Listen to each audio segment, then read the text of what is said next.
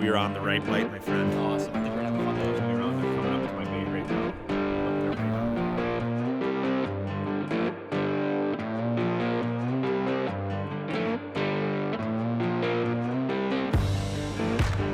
We're hoisting these big ones in. Hey, I'm Tony Roach. We are out doing a little early spring crappie fishing. Today I'm joined by my good buddy Nolan from FishUSA. We're doubling up. This is how spring crappie is supposed to be, man. This is so much fun. So much fun. Thank you for having us up here, Tony. It's amazing. Nolan has never experienced the Minnesota spring crappie bite, so we had to invite him up. You know, this takes me back to my youth. When you're catching crappies like this, panfish in the spring is here. Always, for me, it seems like when you get out of winter, you want an aggressive fish to hit a bait. Crappie fishing's the key to breaking the winter blues. That gets you in the boat and you're absolutely smashing fish.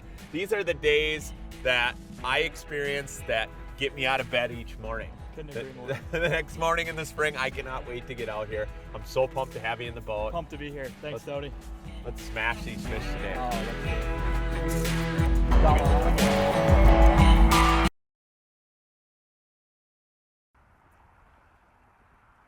Oh, it's nothing to brag about. Look at all the little gills on the screen here. Oh yeah. Just look at that. Just tiny gills everywhere.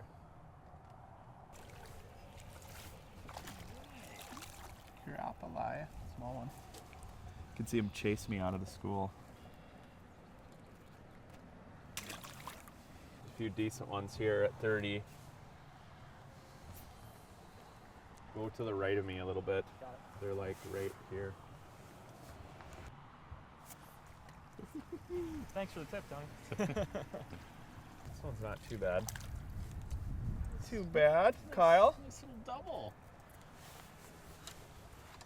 They went down like simultaneously. That was really cool. Oh, surface temps are close to 50, maybe a little over 50 today. God, we had one good warm-up day. You know, it's amazing how fast these fish will shift into these shallows and then move right back out based on surface temperature. 1 or 2 degrees can make a huge difference. These fish are just now starting to slide in the shallows in big numbers. We're just looking for a few bigger ones. Obviously the numbers are here. Trying to pick out these bigger fish in the school with forward-facing sonar. There's just, if you look on the screen, it's absolutely loaded with crappies and bluegills in the shallows. You can see all the fish here. They're above this green cabbage. They really like that dark bottom, that standing tall weeds that holds a lot of heat this time of year, and it'll hold big numbers of fish. The afternoons are always better. You know, the morning was really cold this morning, so these fish will kind of shift out to this deep water and then slide right in here as this water starts to warm up. So we might have to move out here. There's a lot of little ones.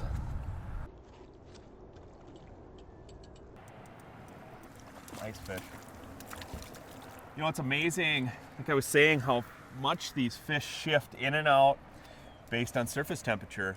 You know, this time of year when it's cooler in the mornings, it always seems like the bite gets better and better as the day progresses. Matter of fact, the evening bite can be some of the best crappie fishing you can have in the early springtime.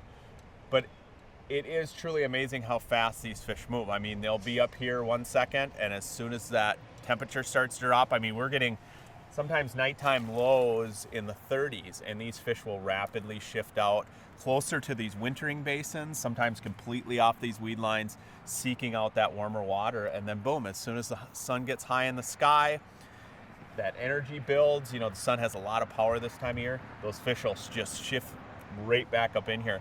You know, now with forward-facing sonar, we can see that. Before you would guess, like, hey, where did these fish go? Now we're actually seeing it. You're seeing these fish from deep water move to shallow. Till these nighttime lows stay consistently warmer, these fish are going to continue to do that right up until the spawn. If not, let's maybe we should just move out and try to let these bigger ones slide in here. I've got 2 forward-facing units here. I got one up front on the trolling motor, and then I've got one up back here on an arm. What I like about this one that's on the arm back here is I can kind of scan as I go, using it almost like side imaging. And I want to find these fish before we roll over the top of them. In the spring, these fish are so spooky that if you get anywhere near them, you'll blow them out of an area. So if I can just drive slow and scan, and then I can stop before I get to like that 50-foot mark, I can usually get on top of those fish. But I'm just scanning these weed beds. I'm looking for this tall, standing cabbage is ideal. That's gonna hold a lot of heat, some cover for these fish. They're gonna gravitate towards those areas. There's some deeper water adjacent. As you can see, we're starting to drop off here. It's 16 feet. It comes up really quickly into these cabbage beds. So I'm just gonna scan all these beds until I find these fish. A couple in the cabbage here. There's some, see them out here. Okay, so what I'm gonna do is I'm gonna stop the motor. I got fish about 50, 60 feet ahead of the boat. I'm actually gonna back up here a little bit because when I spot lock, that boat's gonna shift around. I don't wanna spook those fish. So crappies are extremely spooky in the spring like this. So I try to keep my boat at least 50 or 60 feet off these fish. That way we're not gonna bump them. And they're gonna move on their own. You know, there's times where you get on them, you pull a fish out of there, they're gonna move around. So it's nice to be able to kind of spot lock, catch a few of these before they move. These look decent. Nolan, you might want to swing around here and just cast to my right. Got it. The boat's gonna swing around. They're coming up to my bait right now. They're right on it. There he is. There he is, got it. Feels like a better one right away. Yeah, I love how they stand that bobber up. Yeah, that was a lot better bite than, bluegills. Oh yeah. There's a better fish. Much better one. There you go. Look at that. They're getting bigger. Yeah, it's amazing. Where we started was just about 2 feet shallower, and then we shifted out to this deeper cabbage, and that's the biggest. First one's the biggest fish of the day. Yeah, and these ones are basically the bigger fish are just staging up to move in there. By this afternoon, they'll probably be up in that whole party that we were just in. That's super cool. All right, I'm gonna put this one in the box. He corked it. Look at these fish though, they're nice. Oh, they're nice wow. ones, 30 Loaded. feet. Right behind the boat.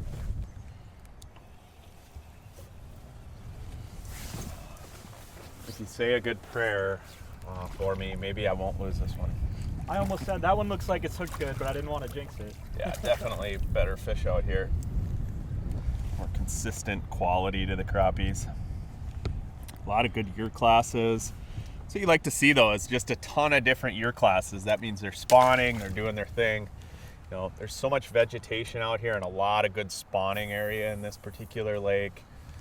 It just makes for a good pan fishing lake. Super clear water. Go beyond me at 40 feet, there's just really, yes. Better one? Oh yeah. Absolutely. Oh, like Tony was just saying, this makes you just feel like a kid again, catching slab after slab, watching a bobber go down. It just doesn't get old. It really doesn't. I mean, you can do it over and over and over again and just never get tired of it. That's a solid one there. Nice fish, man. What a beautiful fish. The blue on the back, everything. Just a perfect crappie. Perfect crappie. I don't get to do this quite enough back home and just spend more time bass fishing, and you live on one of the best smallmouth fisheries in the world. It's hard to get away from them, but I mean, this really is just as much fun as you can have out here. Should we box this one up, Tony? Or? Yeah, keep Cool. a few. We'll make a few fish tacos Awesome. tonight. I cannot wait for Taco? Yeah. There we go, Nolan. I might make the taco list. Trying to throw the giants back, but a good average sized crappie like that, that's a nice fillet. I love eating fish. Panfish are one of my favorites. I'm a huge advocate for throwing big panfish back, but when you've got a year class this thick with this size of fish, this is a perfect eater right there. I'll put that one in the tank, Nolan. I'm really excited to try your fish tacos, Tony. Oh, they're gonna be epic. I can imagine you make a killer one. So it's amazing how subtle some of the bites are. It's almost like ice fishing. That's why I like using this float system with a small VMC probe jig. It's just a straight tail. Again, this water is so clear, so we're just using black today. anything black, real natural colors, just emulates bugs in the water column. You know, there's a lot of invertebrates that are starting to hatch. You know, even towards evening, you'll see some different types of nymphs, whether it be you know, gnats or mosquito larvae. They're coming towards the surface, but using just that real subtle float system with that straight tail plastic, it's amazing. Sometimes the bigger the fish, the lighter the bite. So I really love the float setup that Tony's using here. It's super simple, but it's super effective. So we've got this little casting bubble. You know, it's kind of a dark day, tough to see, and with what we're doing here with the forward-facing sonar, some of these fish, we're trying not to spook them, and we have to cast 60, 70 feet at times. You can see it from a distance really easy there without using a big heavy float. And as soon as those crappies bite it, even the small bluegills, everything like that, it's super sensitive, and it just stands straight up. So you can see those even really light bites from a distance. You can see in there right now, that tube, it's nice and straight. And as I'm gonna twist the bottom here, it kind of gives a twist in that middle there as well. That's tightening up on the line. And then boom, your depth is set just like that. Super simple, super easy, just takes a second. And we can just unscrew that and move it around however we want to, if we want to go deeper.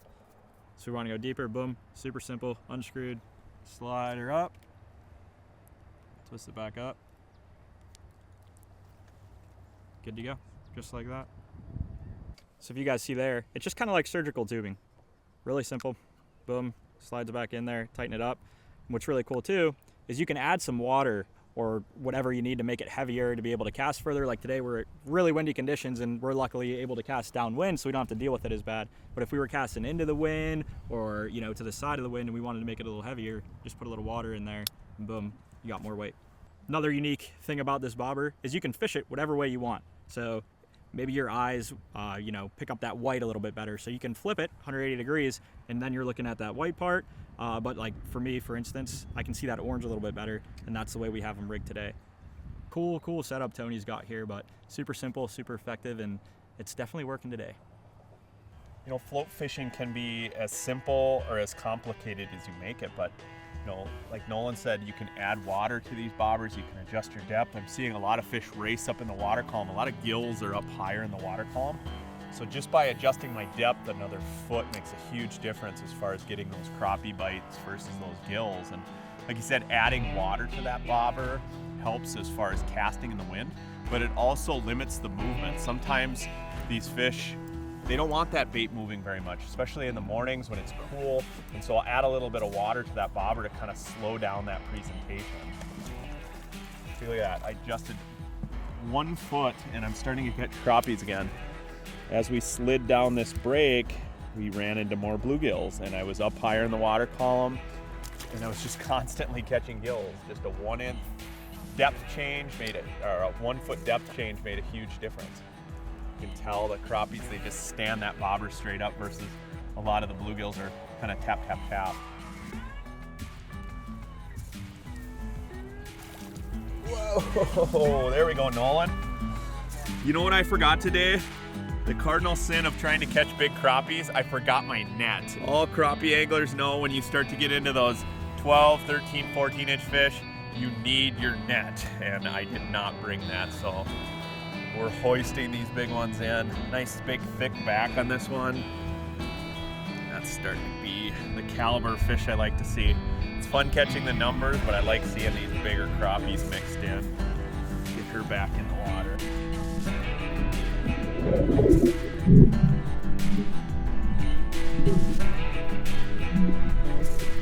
Right about there and let it drift back. You should be in the zone now. You're about 5 feet short. You got them. They're coming at you. Just let it drift backwards. Here they come. There he is. Wow. That's incredible. That's pinpoint fishing right there. You know, these fish are in these heavy cabbage beds, and it's nice to be able to pinpoint these crappies and get away from all these gills. Look at that. I got one too. They're right on top of that cabbage right there. Boom. There he is. Beautiful. So much fun. I spent so much of the winter drilling holes. I know it was a mild winter, but to be able to get out here and get after aggressive fish, it's what spring's all about for me. Hooked up? Hooked up. Feels Good decent. one? Feels decent. Looks like a nice one. Yeah, it's definitely heavier. bad one. Boat flipping. Oh, they're getting there. It is fun boat flipping them. A net's nice for peace of mind, but boat flipping is fun. Another quality crappie. Nolan, you see that 60 feet? Probably pretty off, huh? No, you're right on. Right there. Oh, there's your bait. You're going to get a bite here in a second. You know, everybody's heard the old adage, don't leave fish to find fish. But in the spring with these crappies, the way they're moving in and out, look at how much the sunshine has affected these fish. We found fish shallow, we found them deep off the edge. As we find them, they're moving constantly. They're shifting up into that warmer water. Wind plays a big factor into that as well. As the wind's picking up out of the east-southeast, it's pushing that warm water this way. Those fish are just going to travel with that. So you've really got to stay on the move. Even though we have kind of pockets of fish all over, we're trying to find these bigger fish. Look at, I shifted 50 feet closer to shore, and then boom, Nolan's getting hooked up. He's caught 2 since I've started this talking point. Yeah, I hadn't had a bite in what, probably 10 minutes, and then as soon as you shifted the boat just a tiny, tiny bit, it's bang, bang. And that one ate it how you want him to get it, down there. So today we're fishing floats with straight-tailed plastics. We're using the probe jig, but I use a wide variety of jigs, a wide variety of crankbaits. Oftentimes, you know, you start out in the morning, you might be float fishing, but by afternoon you could be throwing jerkbaits, you could be throwing like a spin jig. Here are a few of my favorites. In addition to plastics, I like using hair jigs. There's different styles of hair. I actually have a new Roach tungsten jig. This comes with some marabou hair. Bucktail works excellent. Marabou, crappies love marabou. And then you've got plastics with spins. You know, as you get later in the season, as these fish go deeper, I like to use like a 16th ounce spin jig like this. And then of course, towards evenings, mornings and evenings, but one of my absolute favorite ways to catch crappies are on jerkbaits. Jerkbaits work year-round, but especially as the spring progresses into summer, jerkbaits are by far one of my favorite ways to catch them. But that's kind of the profile of how I like to catch crappies. However, I always let the fish tell me how I should be fishing. Today with these cooler temps, the floats with the straight tail plastic is the key. So my setup's pretty standard when it comes to crappie fishing. I like a lot of 7-foot rods and longer. And of course, this is a light action rod, but it's extra fast. It's gonna load up quite quickly. I prefer that type of blank over the wimpy, you know, slow tapering, ultralight type of rods. I like something with a little more backbone. And when I'm crappie fishing, I'm not really setting the hook. I'm just kind of leaning into them or reeling down on them. I'm using a monofilament line. This is a 4-pound test. I like to use 3 and 4-pound test, especially when you're fishing a lake this clear. It's ultra clear out here, so the lighter the better. I can really whip that float out there, and of course, with the 7-foot rod, I can lean back and just kind of lean into those fish. Love this rod, not only for float fishing like we're doing today, but if I'm fishing spin type of jigs or even a crankbait, I like this power and action. This is what I prefer. The reel that I'm using, it's a 2500. I'm using a little bit bigger reel than you'd normally use for crappie fishing, but it balances out this 7-foot rod really nicely.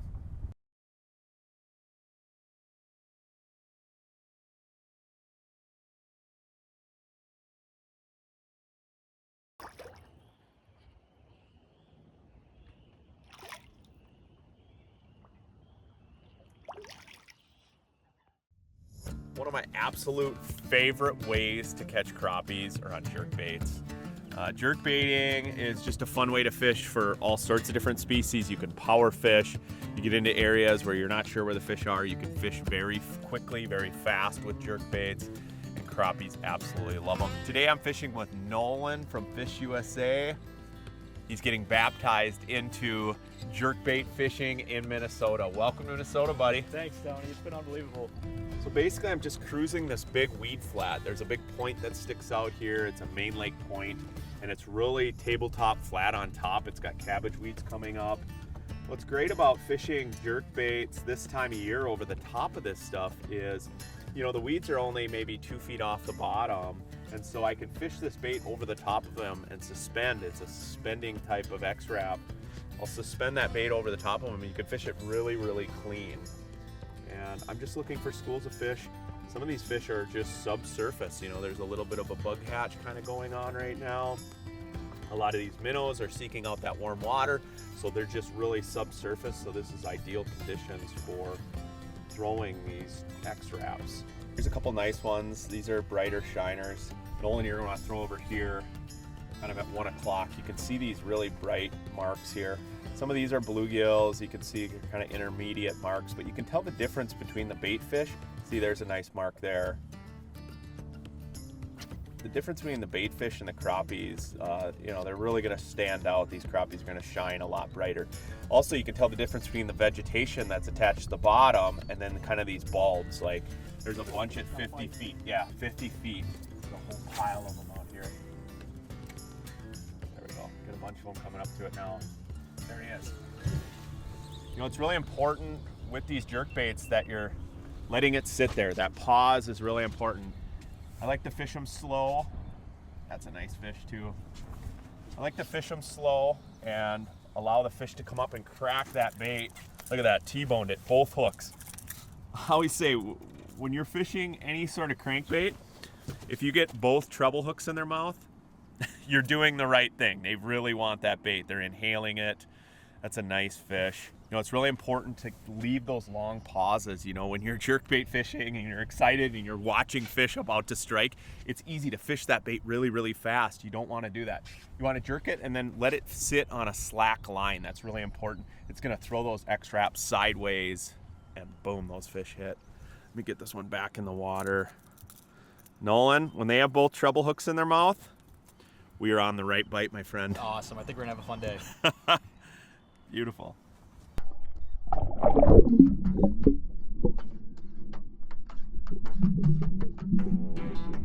See them all up there? Oh yeah. Missed one. Looks like a couple One. of ones. Yeah. Cool, I might heat us up a little bit with the trolling motor here.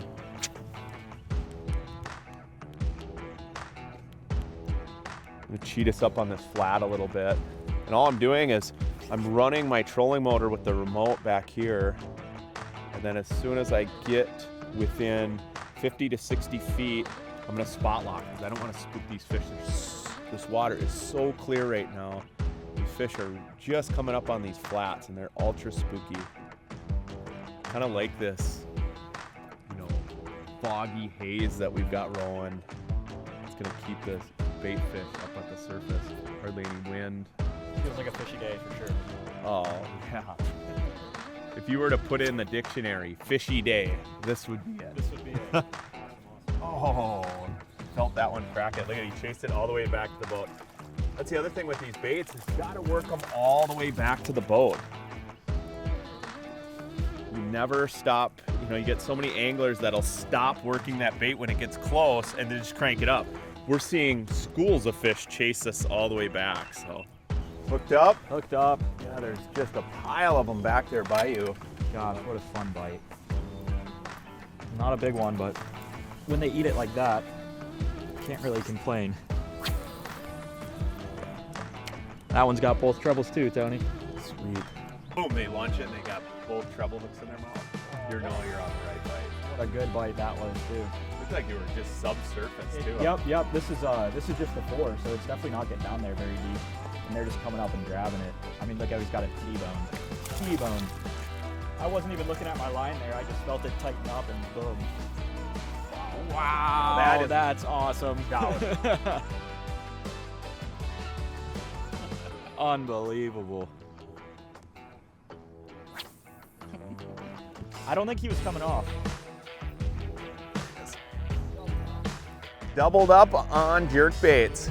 This one hit it so hard the line went slack. There we go. Oh, dang, that was a crick release. That was a good fish, man.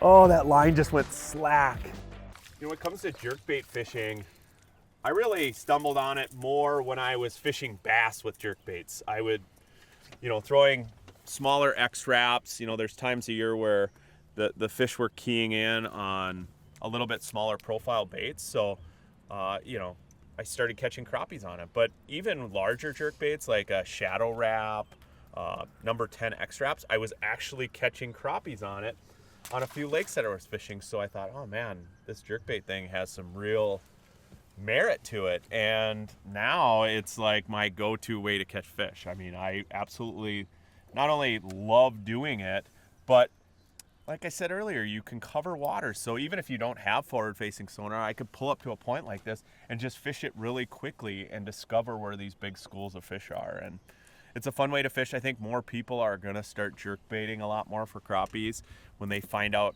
not only how fun it is, but how effective it is. But man, the way they are biting this thing, it's just like watching my line jump, you know, it's like a smallmouth bite on a jerkbait almost. Yeah, I mean, there's times where my braid, I've actually had my braid jump. Yeah. Yeah, like the, you know, a couple of them I haven't been looking this way and I even feel it. It's like a lightning bolt. Like that one right there, wow.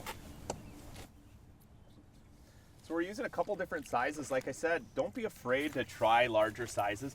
The water temps are cool right now. We're talking below 55 degrees, so we're using a little bit smaller profile baits, and we're kind of matching the hatch. We're seeing a lot of small young of the year perch up at the surface. So I'm using a number 6 X wrap. Nolan's using a number 4, but don't be afraid to try number 8s, especially as the water gets warmer. You know what they say, big baits, big fish, and that's really true. I've caught a ton of crappies, even on really large, like bass and walleye size jerkbaits. So, but these are the normal sizes that you use. Also, other bodied style profiles work for crankbaits, not just X wraps. But I do like that dress treble on that X wrap. I think they key in on it, especially when we're adding a lot of long pauses. That dress treble really helps them kind of attack one spot. You know, there's certainly a time and a place. This bite's just starting to get rolling. You know, surface temps are in that lower 50s mark. I mean, that's kind of when this bite starts to get cranked up. But as you get into summer, especially towards evening, I would say post spawn, that's where this bite really, really shines. When the fish are up at the surface, they're feeding on bugs, they're feeding on minnows that are at the surface, those young of the year hatch. It's just incredible. I always equate it out to like past, I guess, fishing experiences where I'm driving around, all of a sudden you run into a huge school of crappie suspended subsurface. That's when to break out the jerkbait rod. But there's times where in the evening where the lake kind of glasses out and those fish rise up to the surface, they cannot resist a jerkbait. Plus, you're catching everything. You'll catch every species of fish that swims in that lake on these baits. See them? Yep, yep. Suspended up high, waiting for you. I know it. There he is. Not the one I was after, but a whole wolf pack of them came up and double too. just slammed it. Oh, not a bad fish. There's just like a wolf pack of them. That's exciting. Anytime you get 3, 4, 5 of these crappies, you know one's gonna crack it. Nolan, I would say we've had a lot of doubles today. Absolutely. Man, this has been out here, what, maybe a half hour? Maybe, maybe max. Fun.